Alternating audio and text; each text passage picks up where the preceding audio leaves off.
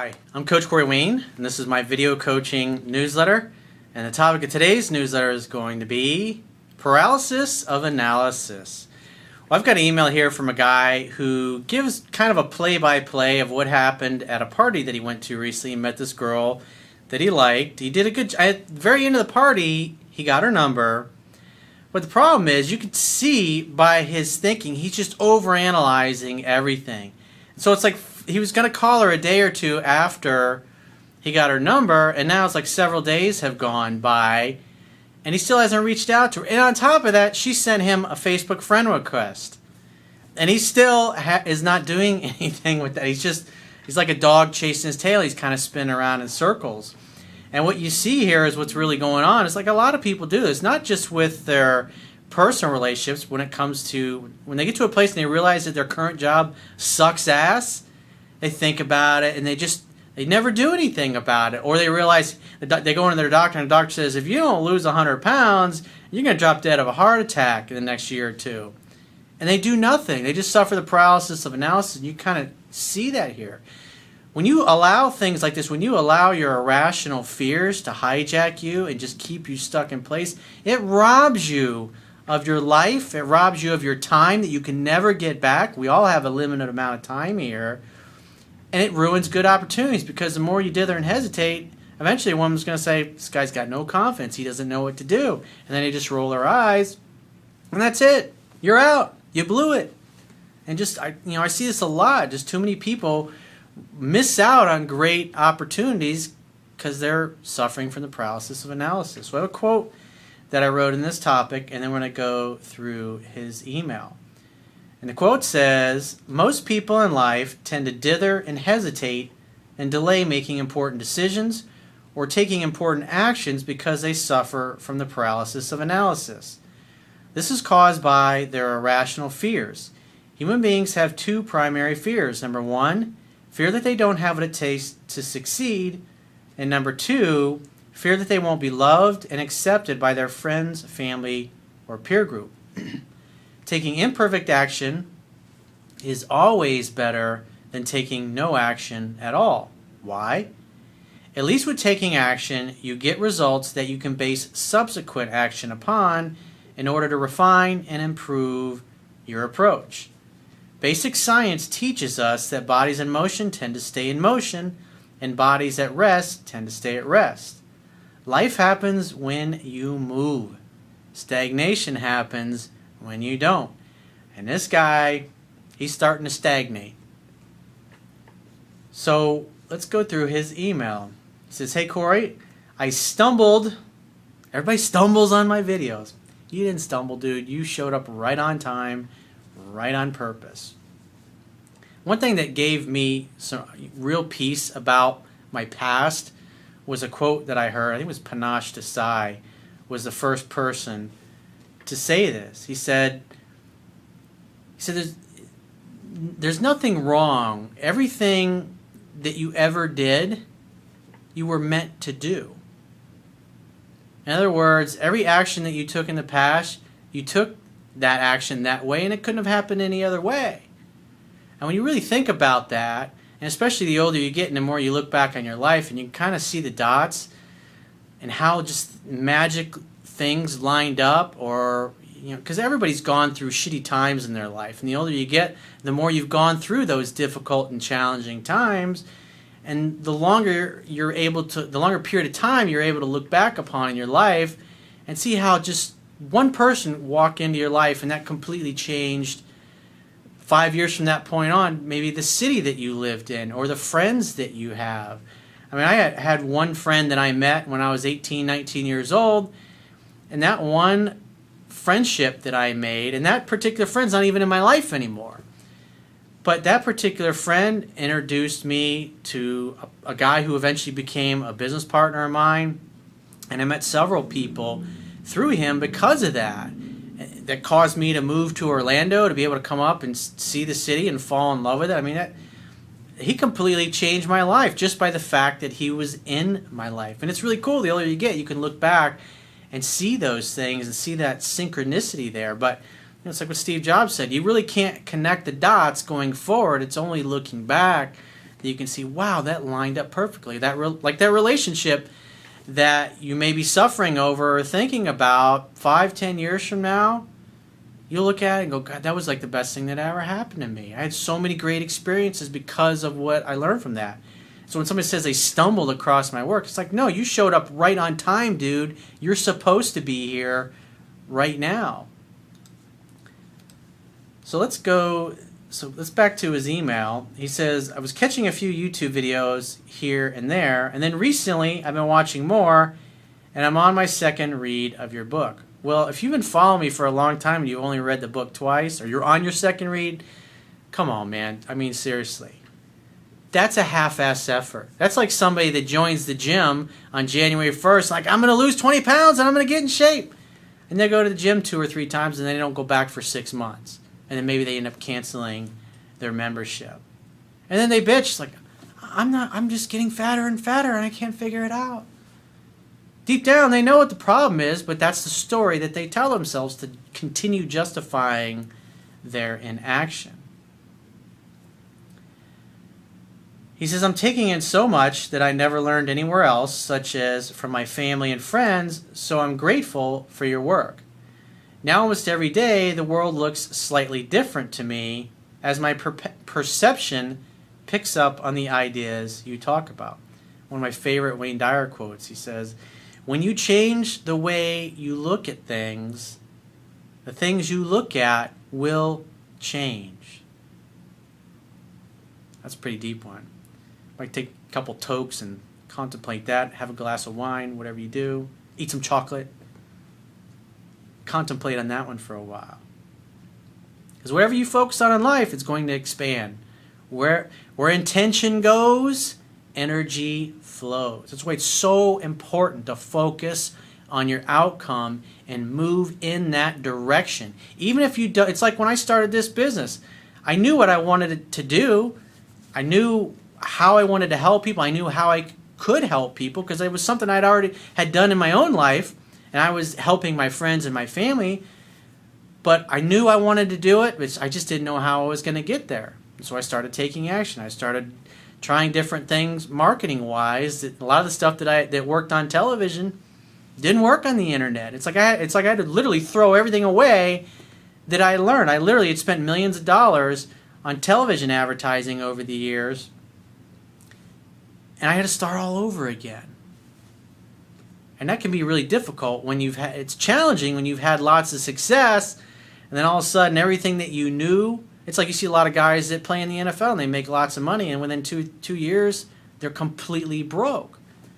And then they're flipping burgers somewhere. It's like they don't know what to do with their lives. It's like they never planned for it. It's like when that money's just rolling in, you think it's always going to be there. But that kind of a sport, I mean, you got a period of time that you're going to be an athlete, and that's it. I just saw it over the weekend. Who was it? Roy Jones Jr., I think it was, had a fight in Russia, and he got knocked out. I mean, the guy was a brilliant fucking fighter. But I think he retired almost 10 years ago, whatever it was. Sometimes you got to let it go. He says, I'm practicing new ways, and I'm more motivated to dress better and keep my living space more guest-friendly. Well, you never know who you're going to meet. And if you're always prepared, because if you've become really good at applying this stuff, you might run into some random woman somewhere, have a connection, and then end up hanging out the whole day together, and later on that evening, you're back at your place. And if your fucking toilet hasn't been cleaned in 3 months, and you got dirty clothes laying everywhere, and you got fucking toothpaste in the sink, and your bathroom, and in your kitchen, you got every single one of the dishes in your house is in the sink, and they're dirty, and it stinks, and your garbage can's overflowing, that's not going to go over too well. It's going to go over like a lead balloon.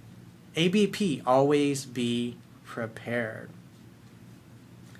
So he says, anyway, I met a very pretty woman out partying at a friend's house last weekend. She was dressed in a cool outfit, and she made herself. She had a subtle, shy smile and was very confident with herself in that bare-shouldered dress, so I was attracted to her and chatted with her a few times during the night. So the idea is when you meet somebody and you really connect with them, there's no reason to walk away from that. The idea is to create an opportunity for sex. If the chemistry is really there, the idea is to get to a place where it's just you and her, and she's playing with her hair and touching your arm, and you're kind of alone someplace. I think you need to get over it and kiss me right now. While you're making out, you say, hey, you want to get out of here and go back to my place and have a glass of champagne?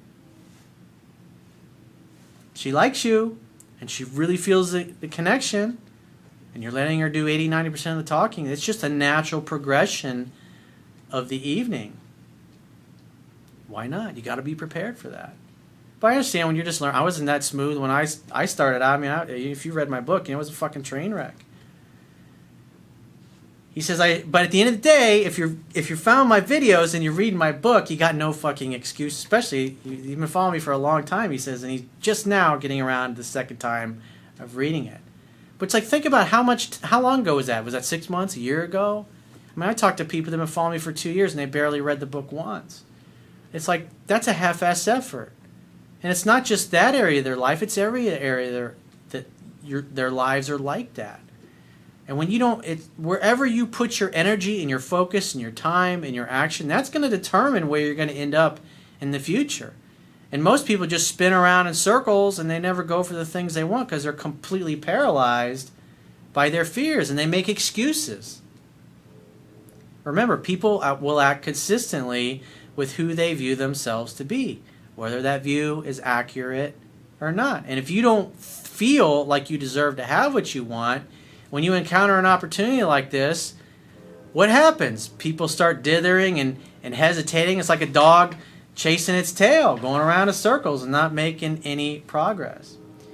He says, I shared my attention with her only a little bit since I was running into many friends at the party, making other new ones, and just plain enjoying myself alone and with other people. And of course, I wanted to give her plenty of space. So that tells me you were all in your head and you're thinking, okay, well, now I need to walk away from her for a while and go talk to somebody else. If the connection's there and the chemistry's there and she's playing with her hair right away, why would you want to leave that? Continue hanging out. Hang out, have fun, hook up. That's the magic formula. This is what happens when you follow me for a long time and you're just now on the second read of your book. And you watch a few videos here and there. Tells me you're not really that serious of a student. So therefore, how can you expect to really succeed in a quick manner? Remember, all the great success stories that I've read over the years, the best ones are guys that followed the instructions and read it 10 to 12 times. And they just immerse themselves in it. I mean, if you took this kind of approach towards a class in college, you would fucking fail. You can't just half-ass it and show up when you feel like it and not take any notes in class, not study for the test, and then just show up expecting you're going to ace. I mean, unless, of course, you're a genius. But I certainly wasn't. I had to study. I had to work when I was in college to pass. He says, when we chatted, we didn't trade too many words as I found her a bit on the shy or the quiet side. But I learned that she moved here for a job, and she said she liked the same kind of music as me. Again, that's partly leading the conversation, asking questions. She should have been doing most of the talking anyways, dude. Because when you get the other and encourage the other person to talk, it creates rapport. I enjoyed that she stayed out very late dancing with me and my group of friends, so before I left, I invited her out to look at the lawn sculptures, which I was surprised to find were covered in heavy plastic. I gently lifted up a corner of it to see what was underneath and saw that one of the parts had broken off and landed on the damp grass. So I gently reattached it and we stared at it, glowing in the dark for a few seconds. Well, it's pretty smooth how you invited her out. I mean, that should have happened earlier. Because there could have been another dude at the party that was just much better and smoother at this. Maybe he read my book, and next thing you see is this chick's going home with that guy. I saw that happen a lot in my fucking 20s, and I was always baffled by that. I was like, I was just talking to that girl, I don't get it, and I was just going home with that dude. That dude was a 3% man, and I was a 97%er back then. He says, then, in a teasing voice, but one hair more serious than usual, I asked her if she was really telling the truth about liking the same kind of music as me. She looked dead into my eyes and said she liked it, but didn't know much about it. So I told her that I'd like to go out dancing at the DJ's next concert with her and asked for her phone number, which she gave me. I mean, it's good that you asked for the phone number, but I would have made a date right on the spot, dude. That's what the book teaches. But the bottom line is you still got her number. So, I mean, it's up to you. The idea is I want you to get there as quick as possible. And the more you practice this stuff, the more you rehearse it, the better you're going to get at it. I waited a few days without getting in touch with her because I had stuff to do, including repairing my phone. And during this time, and in between working on other things, I realized my foot was still... Now, this is where the paralysis of analysis comes in. I realized my foot was still healing from a car accident, so I can't actually go dancing yet. It took me another day to realize I should simply ask her to do something else instead. A whole day to figure that out. What do you think he's doing? I really like this girl. Should I ask her out? I don't know. He's like just going around in circles and not really getting anywhere. The more you dither and hesitate, the higher the likelihood is you're going to masturbate. Pull the fucking trigger, dude. Then that day, or the next, 2 or 3 days after we first met, she sent me a Facebook friend request. I think she's interested. Do you think she's trying to get me into her orbit because I haven't called her yet? What does the book say about that? That's one of the reasons why you take slow, measured steps. You take your time.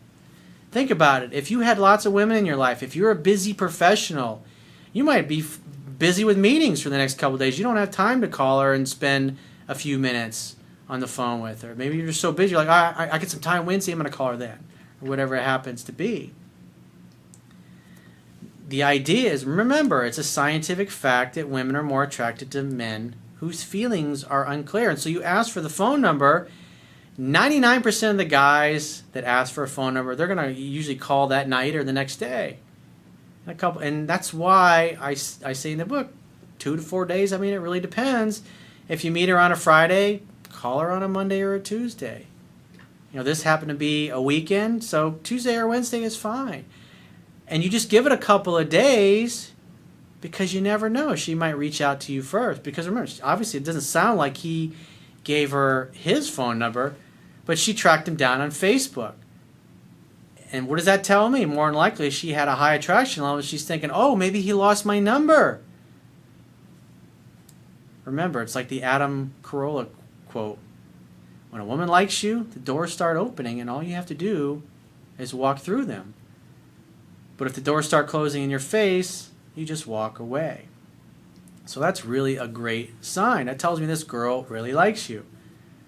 So what does he do with this? He says, or did she put me in Facebook friend zone? So she reaches out on Facebook, and what does he do? Oh, what do I do? Does she like me? I don't know. Let me think about this some more. When you dither and hesitate, you will masturbate. So if she reaches out on Facebook, accept the friend request, call her. When you accept the friend request, you can call her at a time when you're available and say, hey, I just accepted, so you can accept the friend request and then send her a text. Say, hey, I just got your Facebook friend request and accepted it. I'd really love to get together and have dinner with you sometime. My foot's not healed from an accident yet, so we'll have to put the dancing off, but when are you free to get together? Something really simple. Pull the fucking trigger and get to the point. But again, why do you think he's dithering and hesitating? Because he didn't read the book 10 to 15 times. He's been following me for a while. He says, by the way, sometimes with women, I find it hard to tell if my teasing is too intense. I know lots of women who can never be offended and get my sense of humor, but sometimes I can't tell if they're really upset or just playing along intensely. The answer to that is, who gives a fuck? I live for myself, and I answer to nobody, just like Steve McQueen. So what does it tell you when you tease a woman and she gets butthurt and you just met her and you're just being playful because that's who you are? If a woman gets butthurt and pissed off and offended, well, guess what? She just disqualified herself from your life. You don't even have to spend another moment of your life with her. Just let her go. I've had instances when I've been out and I had a couple girls come over and we start talking, and I was, I'm dropping one F-bomb after another, and she's like, "Oh, yeah, you shouldn't talk like that." I was like, well, it's just the way I fucking talk. If you don't like it, well, it is what it is. I said something along those lines, and she goes, "Oh, peace out." I was like, "We'll see you later. Don't let the door hit you in the ass on the way out." And she walked away, and guess what happened? About 5 minutes later, guess who fucking came back? I didn't care. I'm going to be me. If you don't like it, well, no problem. I'm not going anywhere. I'm the rock. I'm the mountain. That's the way you got to be. So at the end of the day, a woman with a healthy self-esteem who has a lot of confidence is just going to presuppose that you're goofing around and joking around with her and you're not being serious. A woman who gets butthurt and defensive at the slightest thing, I've dated women that are like that. Just fucking stunningly beautiful women. You tease them, you make fun of their accent a little bit, make fun of their boobs jiggling a little bit, whatever it happens to be. These are even girlfriends I've had. And it's like, and they get all butthurt and offended. It's like, that's a real fucking turnoff. That's why it's really great to use humor, because you can see what the other person is made of. And think how much time that saves you. You tease a girl and she gets butthurt. It's like you saved yourself the money, taking her out. You saved yourself the time. And you saved yourself getting all wrapped up emotionally in whether or not it's going to work out or not. Pretty simple. I mean, because relationships are hard enough. And you want somebody that's got a good fucking attitude and is not going to get butthurt at every single thing that you say. Because a woman with a healthy at self-esteem is going to assume that you're just being goofy and playful, and she's going to fuck with you back. And if you do hurt her feelings, she's going to say, "Hey." And she's a good communicator. She's going to say, "Hey, honey, when you said this the other day, it really kind of hurt my feelings." "Really, baby? Tell me about that. I'm sorry. I didn't mean to hurt your feelings. What did I say exactly?" Get her to talk and tell you all about it. And then you can have great makeup sex. Women who communicate in a healthy way will talk to you about it. And it's really easy to resolve. It's not a big deal. But women who don't, they give you the silent treatment. They get pissed off. They tell you they don't want to talk about it, whatever it happens to be. And that's just a fucking drag. Because at the end of the day, if you're going to have your relationships with anybody, you're going to piss other people off. You're going to hurt other people's feelings. And if you can't hurt somebody else's feelings and they tell you about it in an adult way and you work things out, it's like that friendship or that relationship's just not going to last very long. He says, "I know lots of women who can never be offended and get my sense of humor. Those are the kind that you want to date, just like I was talking about. But sometimes I can't tell if they're really upset or just playing along intensely." Well, just assume they're playing along. And if it turns out that they're not, what did Mick Jagger said? Fuck them if they can't take a joke. I mean, seriously. They get their panties in a wad and you just met them and they get all butthurt and they expect you to modify your language. They expect you to change who you are? That's just not happening. No fucking way. When you stop living your life according to other people's expectations, it is so freeing. When you stop giving a fuck what other people think about you, because quite frankly, other people's opinion of you, it's none of your fucking business. It's their problem. It's their opinion. And you know what they say about opinions? Everyone's got one. They're like assholes. Everyone's got one and they all fucking stink. For example, this woman I met last weekend is from Boulder originally. But when I couldn't remember her name, obviously she wasn't very memorable. When I couldn't remember her name, I called her Denver as a joke. She said to me an hour or two later, "Don't ever call me that again." Ooh, don't ever take that tone of voice with me unless you're going to kiss me. Make fun of a girl when she's got a shitty attitude. And if she gets even more butthurt, it's like, holy shit, you go. And if she's got one of her friends, it's like, is she always like this?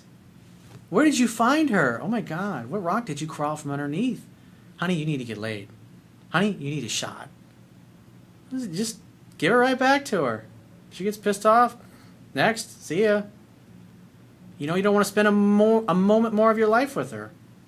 He says, of course, masculine energy is solid in its intent, and I know I was just being playful by suggesting that she caught my attention enough for me to remember something about her, but not every last detail. Yeah, you obviously weren't that into her, dude. You didn't remember her fucking name. If she was smoking hot and knocked your socks off, you'd remember her name. So you shouldn't waste your time with that girl. He says, however, I really can't tell if I'm putting my foot in my mouth. And at the end of the day, so what, dude? Fuck them if they can't take a joke. And with the other girl that's reached out to you on Facebook, pull the fucking trigger, dude. Ask her out. You keep dithering and hesitating, she's going to start to realize that you lack confidence. And when you do things like this and you make excuses, people that tend to make excuses like this, what do they tell their friends? Like, oh, it never works out for me. Girls just don't. I thought this girl really liked me, and then I finally asked her out, and she said no. If you don't follow the things that I teach in my book, you're just not going to be very successful. And it sucks when you blow great opportunities with great women. But the idea, read the book 10 to 15 times, learn the fundamentals, get out there and apply it. I like the fact that you asked for her phone number. That shows a lot of confidence. But it's like after the fact, it's like you kind of fumbled the football. People that are doing things like that, the paralysis of analysis, typically what it is they don't think they deserve to have what they really want. And so that's what they do. You literally are sabotaging your own success. Because the idea is ask her out on a date. If she's into you, she'll make the date. And if she's not, she'll make excuses. It's quite simple. When a woman's really interested, she'll help you get to her front porch. And if she's not, she's going to put all kinds of obstacles and make all kinds of excuses for you. You're looking for the woman that makes it easy for you and opens the doors. So if you'd like to get my help personally, the quickest way is to book a Skype, phone, or email coaching session. You can choose any of those options by going to my website, clicking the products tab at the top of your screen on any page of my website, and just follow the instructions for booking whichever option works best for you. And I will talk to you soon.